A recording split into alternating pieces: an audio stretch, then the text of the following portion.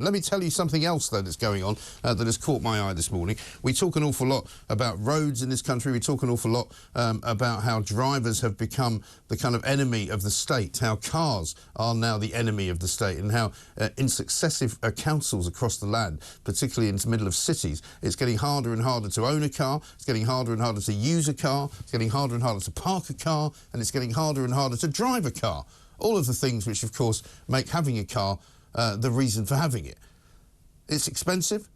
You risk fines. There's more and more people getting fined for driving over 20 miles an hour. Even the Archbishop of Wokeby got one the other day, didn't he? Going down the embankment, the naughty bish. He was fined 500 quid and got 3 points on his licence, for heaven's sake. No intervention for him. But now the latest scam is potholes, right? Because we know from Mr. Pothole, one of the people we get on the show from time to time, that it would cost billions to fix all the potholes in the country. We also know that our roads are in some of the worst states that they've ever been in. Anybody who does drive or cycle on the road will know how dangerous they actually are. I mean, sometimes you have to literally swerve to avoid a pothole. It's that deep. It now turns out that local authorities are actually rejecting, on average, 75% of claims made by motorists who found themselves in potholes, right? So Dundee City Council, up in Scotland, rejected 96% of claims over a 3-year period. 75% of claims go completely unpaid. 1 in 5 councils reject at least 90%.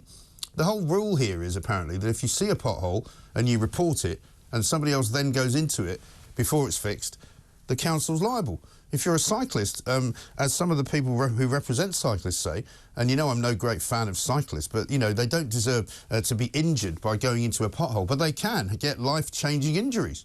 Or they can swerve to avoid a pothole and get hit by a car.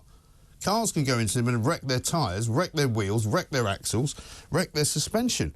Rod Dennis from the RAC said drivers may not be aware that their chances of claiming any pothole damage cost back from a local authority is virtually zero, particularly if the council says they didn't know that the pothole was there.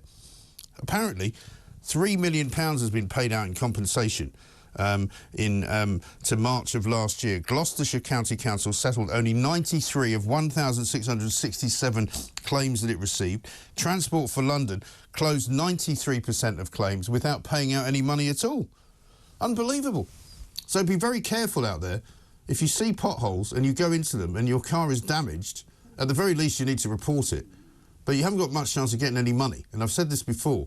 Check your insurance. See whether you are in fact protected. Potholes are a massive, massive menace.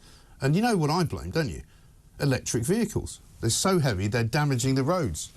Electric buses, electric vans, electric cars, electric scooters, they're all damaging the roads. Ridiculous.